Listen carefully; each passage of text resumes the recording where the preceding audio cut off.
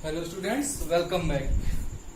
Here we were studying Unit 4 Chemical Bonding and Molecular Structure. Today's topic is Born-Haber cycle. What? Born-Haber cycle.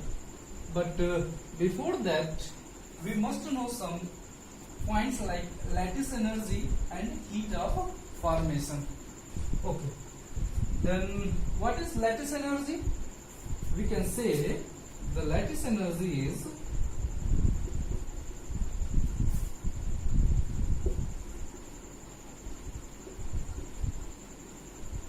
in this reaction. What you are seeing that there is a 1 mole of ionic compound NaCl is formed by its gaseous isolated ions. Here 1 mole of ionic compound is formed by its gaseous isolated ions. यहाँ पर देख रहे हो कि जो 1 मोल NaCl का formation हो रहा है किससे? इसके 1 जो गैसियस आइसोलेटेड आयंस है। तो यहाँ से जब इन दोनों आयंस से कंपाउंड का फॉर्मेशन होगा उस केस में यहाँ से एक एनर्जी लिबरेट होगी, उसी को बोलेंगे क्या बोलेंगे? Lattice energy. तो समझ में आएगा कि लैटिस एनर्जी क्या है कि 1 मोल के आयनिक क्रिस्टल के फॉर्मेशन में किससे आयनिक क्रिस्टल फॉर्म होगा? गैसियस आइसोलेटेड आयन से। तो 1 मोल NaCl के फॉर्मेशन में जो एनर्जी रिलीज होगी that will be called lattice energy. और अगर हम इसको दूसरे तरीके से हम कहना चाहें तो क्या होगा कि 1 मोल NaCl 1 मोल आयनिक क्रिस्टल को इसके गैसियस आइसोलेटेड आयंस में कन्वर्ट करने के लिए जितनी एनर्जी की रिक्वायरमेंट होगी that will be called lattice energy. मतलब कि यहाँ गैसेस आइसोलेटेड कंडेंस होके ये 1 मोल NaCl बने, तो इनके कंडेंस होने से जितनी एनर्जी लिबरेट हुई उसको बोलेंगे क्या? Lattice energy. या फिर हम ये कह सकते हैं कि जो कंडेंस्ड आयनिक कंपाउंड्स हैं उनको फिर से ब्रेक करने के लिए जितनी एनर्जी की रिक्वायरमेंट होगी that will also called lattice energy. Okay, उम्मीद करता हूं ये समझ में आ गया होगा। हीट ऑफ फॉर्मेशन क्या होता है? What is heat of formation? तो heat of formation is nothing but it looks like this. Na solid state plus chlorine to gaseous state NaCl। तो सेम डिफिनेशन ऐसा ही यहां पर भी है कि यहां पर भी देख रहे हो क्या है कि NaCl आयनिक कंपाउंड का ही फॉर्मेशन हो रहा है, बट जो कॉन्स्टिट्यूएंट एलिमेंट्स हैं वो यहां पर चेंज हो गए हैं। यहां पर क्या थे?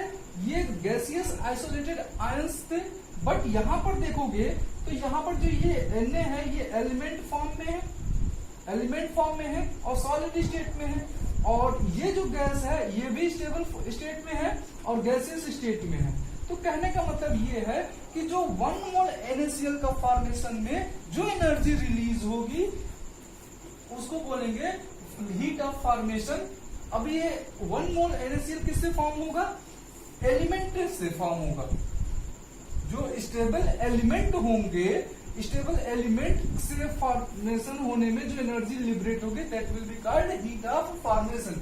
यहां पर क्या था? गैसियस आइसोलेटेड आयंस से कंपाउंड का फॉर्मेशन हो रहा था। यहां पर एलिमेंट स्टेबल एलिमेंट से NaCl का फॉर्मेशन, आयनिक कंपाउंड का फॉर्मेशन हो रहा है। तो यहां से जो एनर्जी रिलीज होगी उसको बोलेंगे कि हीट ऑफ फॉर्मेशन, या इसी हीट ऑफ फॉर्मेशन को ही बोलते हैं एंथैल्पी बोलते हैं। हीट को क्या कर सकते हैं तरीके से? हम एंथैल्पी कह सकते हैं, एंथैल्पी ऑफ फॉर्मेशन। समझ में आई बात आपको? और लैटिस एनर्जी या फिर इसी को बोल देते हैं लैटिस एंथैल्पी। लैटिस एंथैल्पी, ये बात समझ में आ गई? ठीक है। अब देखो कि बॉर्न-हैबर साइकिल क्या है। अब देखो बॉर्न-हैबर साइकिल एक प्रोसेस है जिससे कि हम लैटिस एनर्जी को फाइंड आउट करते हैं। क्या करते हैं? लैटिस एनर्जी को फाइंड आउट करते हैं। ठीक। अब देखो कि लैटिस एनर्जी जो होता है ना वो डायरेक्टली फाउंड नहीं किया जा सकता। कोई फार्मूला ऐसा या करो कोई ऐसा प्रोसेस नहीं है जिससे हम लैटिस एंथैल्पी, लैटिस एनर्जी को डायरेक्टली फाउंड आउट कर सके। तो इसके लिए एक प्रोसेस है, एक एक मेथड है जिसमें लैटिस एनर्जी का फॉर्मेशन हम फाइंड आउट कर सकते हैं। ठीक, अब देखो कि मान लो अभी हम जो हीट ऑफ फॉर्मेशन की बात कर रहे थे, तो वहां पर क्या था, Na ये सॉलिड स्टेट में था, प्लस क्लोरीन जो था ये गैसियस स्टेट में था, हाफ कर देते हैं इसको, फिर ये NaCl यहां पर फॉर्म हो गया। ठीक, तो यहां से तो हम हीट ऑफ फॉर्मेशन कह सकते हैं, हीट ऑफ फॉर्मेशन को डेल्टा H F से रिप्रेजेंट कर दो। ठीक, कोई दिक्कत नहीं। लैटिस एनर्जी के लिए Le कर दो, लैटिस एनर्जी का सिंबल दे दो Le। ठीक, अब देखो, अब हम क्या करते हैं कि यहां पर देखो ये एक ही स्टेप में ये रिएक्शन कंप्लीट हो रहा है। यहां पर ऐसा लग रहा है क्या वो सिंगल स्टेप में ये रिएक्शन कंप्लीट हो रहा है और हीट ऑफ फॉर्मेशन रिलीज हो जाएगी। ठीक, लेकिन अगर हम इसी से हम इसको स्टेप वाइज फॉर्म करें, स्टेप वाइज फॉर्म करें, तो ये कैसे फॉर्म होगा आप देखो कि हमें देखो हम लैटिस एनर्जी को हम यहीं से कैलकुलेट करने की कोशिश करते हैं, यहीं से समझने की कोशिश करते हैं। अब ये देखो Na जो सोडियम है, सोडियम जो है ये सॉलिड स्टेट में है, तो सॉलिड स्टेट को याद करो आप क्लास 9th में जब रहे होंगे तो एक वर्ड पढ़ते थे, क्या पढ़ते थे, सॉलिड टू गैस, यानी कि direct conversion of solid to gas. ठीक, कैम्फर लाइक एग्जांपल्स, तो उसको क्या वर्ड बोलते थे, सब्लिमेशन। ठीक ना, तो यानी कि यहां पर हम सोडियम का सब्लिमेशन करा देंगे, तो सोडियम फिर क्या हो जाएगा, ये गैसियस आयन गैसियस स्टेट में कन्वर्ट हो जाएगा, गैसियस स्टेट में कन्वर्ट हो जाएगा। फिर सॉलिड को गैसियस स्टेट में कन्वर्ट करने के लिए जितनी एनर्जी की जरूरत होगी वो हम बाहर से सप्लाई करेंगे, that will be the sublimation energy. Short में हम इसको SE लिख रहे हैं, बाहर से हम सप्लाई कर रहे हैं ना, तो इसलिए इसको हम पॉजिटिव साइन दे रहे हैं। ठीक, अब क्या करते हैं कि इस गैसियस आयन से देखो, आपको याद करो कि आयनाइजेशन क्या था, आयनाइजेशन क्या था कि आयनाइजेशन एनर्जी, पहले इसको पढ़ो, आयनाइजेशन तो समझ में आ जाएगी। आयनाइजेशन एनर्जी, आयनाइजेशन एनर्जी क्या थी, ये आयनाइजेशन एनर्जी वो एनर्जी थी जो किसी एटम को देने पे वहां से एक इलेक्ट्रॉन क्या होता है, रिलीज हो जा रहा था। वो एटम का नेचर कैसा होता था, वो एटम क्या होता था, गैसियस आइसोलेटेड होता था, आइसोलेटेड गैसियस एटम होता था। यानी कि ionization energy is the energy which is required to remove one single electron from the gaseous isolated atom. तो ये गैसियस स्टेट में हो गया, तो यहां से हमें क्या करना है, एनर्जी यहां से एक इलेक्ट्रॉन हम रिलीज करा के इसको कन्वर्ट कर देते हैं Na+ में। अब Na+ आया तो यहां पर भी स्टेट इसका कैसा होगा, गैसियस।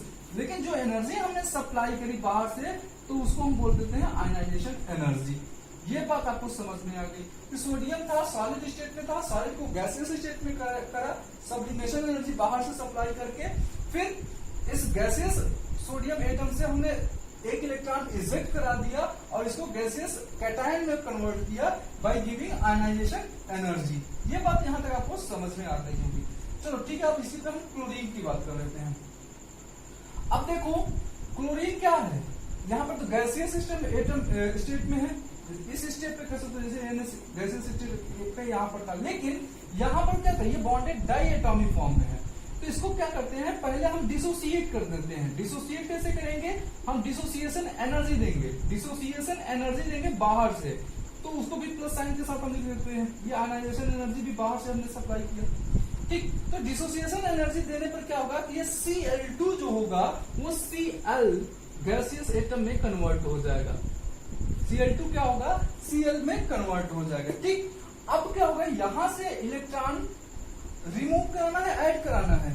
क्लोरीन की वैलेंसी कितनी होती है, 7 होती है, तो ये रिमूव नहीं करेगा, ये एक्सेप्ट करेगा।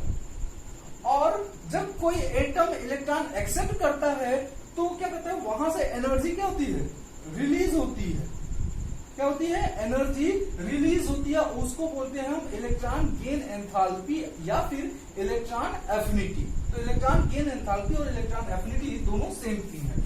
तो यहां पर से क्या होगी, अब देखो पहली बार यहां से पूरी प्रोसेस में एनर्जी क्या रिलीज हो रही है, तो इलेक्ट्रॉन गेन एंथैल्पी कहो या इलेक्ट्रॉन एफिनिटी में कर दे रहा हूं EA, और ये यहां से लिबरेट हो रही है, बाहर निकल रही है, तो उसको हम माइनस साइन के साथ दिखा दे रहे हैं। ठीक ना, तो क्लोरीन, अब ये क्या होगा, क्लोरीन माइनस आयन में कन्वर्ट हो जाएगा।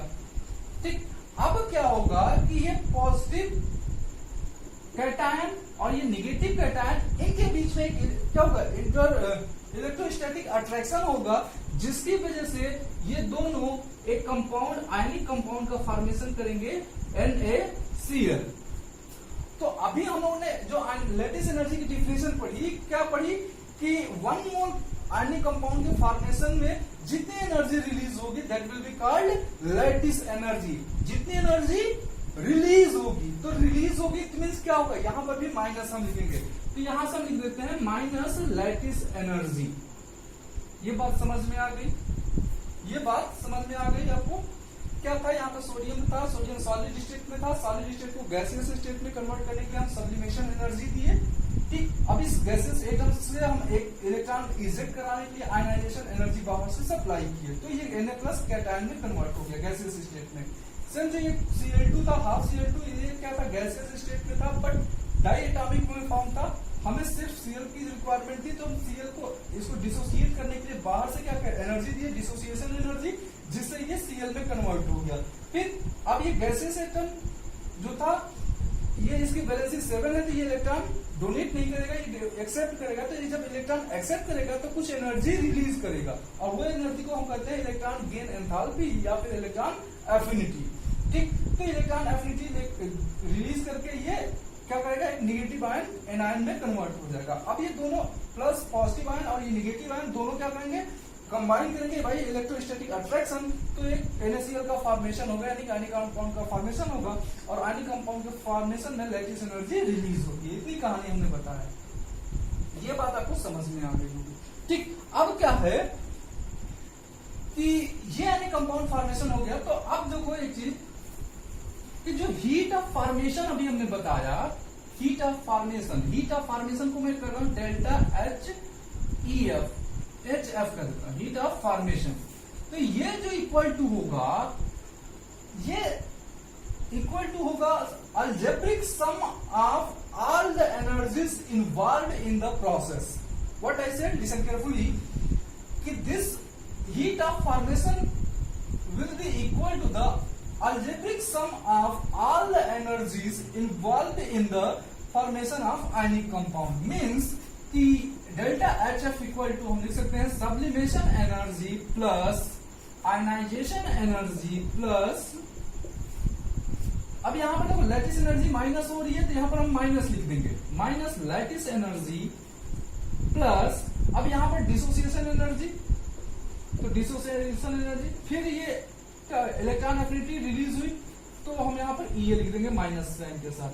तो ये जो फार्मूला बना, ये है फार्मूला किसका, हीट ऑफ फॉर्मेशन के लिए। अब इस फार्मूले में कभी कभी जब क्वेश्चन न्यूमेरिकल आपसे पूछा जाएगा, हीट ऑफ फॉर्मेशन दे दिया जाएगा और सारी चीजें दे दी जाएंगी, और क्या ये लैटिस एनर्जी नहीं दिया जाएगा, और आपसे लैटिस एनर्जी पूछ लिया जाएगा, या हीट ऑफ फॉर्मेशन भी डायरेक्टली पूछा जा सकता है। ठीक ना, तो एक न्यूमेरिकल आपके लिए मैं यहां पर तैयार कर रहा हूं।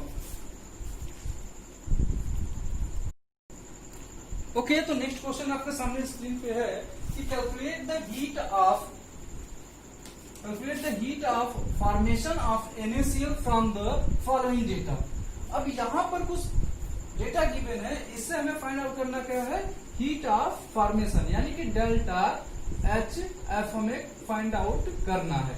अब यहाँ पर कुछ डेटा गिवन है, क्या दिया हुआ है, sublimation energy of sodium given है, that is 108.5 kilo joule per मोल।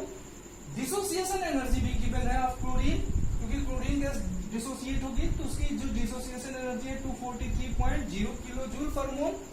फिर आयनाइजेशन एनर्जी ऑफ सोडियम भी गिवन है 495.8 किलो जूल पर मोल, और इलेक्ट्रॉन एफिनिटी या फिर इलेक्ट्रॉन गेन एंथैल्पी हम कहें, वो भी गिवन है of chlorine equal to -348.8 kilo joule per mole. यहाँ पर ध्यान देना कि ये माइनस में दिया हुआ है, तो माइनस में सिंबल सिर्फ इसीलिए दी गई है क्योंकि वहां पे एनर्जी रिलीज होगी। तो जो फार्मूले में हम लोगों ने यहाँ पर ionization energy sorry electron affinity में माइनस साइन लिया हुआ है, तो फिर हमें उसको प्लस करना होगा, ठीक है ना, यहाँ पर, या फिर यहीं से क्या करें, यहीं से इसको माइनस को प्लस कर दें। तो तो माइनस को प्लस करते हैं, यानी कि इलेक्ट्रॉन एफिनिटी। अब ये जाहिर सी बात है, इलेक्ट्रॉन एफिनिटी क्या होगा, रिलीज होगी, तो उस केस में क्या होगा, ये माइनस हो जाएगा। ठीक, और फिर लैटिस एनर्जी ऑफ NaCl, ये क्या होगा, ये भी सेम उसी तरह दिया हुआ है, निगेटिव में, इट मींस की एनर्जी रिलीज हो रही है, तो इसको कहते हैं यहाँ पर 758.7 किलो जूल पर मोल। ठीक, तो अब इसको क्या करते हैं, हमें heat of formation find out करना है। तो ये ऊपर वाला फार्मूला देखो, delta HF equal to sublimation energy plus ionization energy minus lattice energy. आपको बुक में कभी कभी क्या होगा ना, इस लैटिस एनर्जी की जगह पे प्लस LE दिया होगा, तो आप परेशान मत होना। प्लस LE जब दिया होगा तो फिर यहाँ पर माइनस हम वैल्यूज रखेंगे, ठीक है ना। यहाँ पर प्लस में जब दिया होगा सारी वैल्यूज फिर माइनस में रखी जाएंगी इलेक्ट्रॉन एफिनिटी। तो क्या बताया, delta HF equal to sublimation energy plus ionization energy minus lattice energy plus dissociation energy minus electron affinity. ये चीज आपको ध्यान में रखना। तो अब इनकी वैल्यूज उठा के हम यहाँ पर सब्स्टिट्यूट कर दें, तो उससे क्या होगा, हमें मिल जाएगा। ठीक, हीट ऑफ फॉर्मेशन। अब देखो क्या है कि सब्लिमेशन एनर्जी कितनी है, 108.5। आयनाइजेशन एनर्जी कितनी है ऑफ सोडियम, 495, तो प्लस में ही लिखना है, 495.8 माइनस लैटिस एनर्जी, तो लैटिस एनर्जी कितनी है, माइनस 758.87। ठीक, फिर प्लस डिसोसिएशन एनर्जी, तो डिसोसिएशन एनर्जी कितनी गिवन है क्लोरीन की, 243.0 kilo joule per mole. And last में जो इलेक्ट्रॉन एफिनिटी है दैट इज 348.8। तो माइनस साइन लिखा हुआ है, तो माइनस साइन हम फिर दोबारा नहीं लिख रहे हैं, माइनस 348.8 केल्विन। अब इस वैल्यू को कैलकुलेट जब कर लोगे तो ये वैल्यू आपको अप्रॉक्स 381 के अप्रॉक्स वैल्यू आ जाएगी, ठीक ना, निगेटिव के साथ 381.7 के अप्रॉक्स ये वैल्यू आ जाएगी किलो जूल पर मोल। तो यहाँ से कहने का मतलब ये है कि हीट ऑफ फॉर्मेशन आपको माइनस 381.7 किलो जूल पर मोल मिलेगा। ठीक, यानी कि इस क्वेश्चन में हीट ऑफ फॉर्मेशन मिल रहा। अब देखो कहीं पे इलेक्ट्रॉन एफिनिटी, मतलब कुछ भी इसमें से गायब कर देगा और सारे डेटा गिवन होगा, तो फिर आप उसको फाइंड आउट कर सकते हो इसलिए। तो okay, thank you for watching the video, hoping that you all are enjoying the sessions. ठीक है, बंद करते हैं, थैंक यू।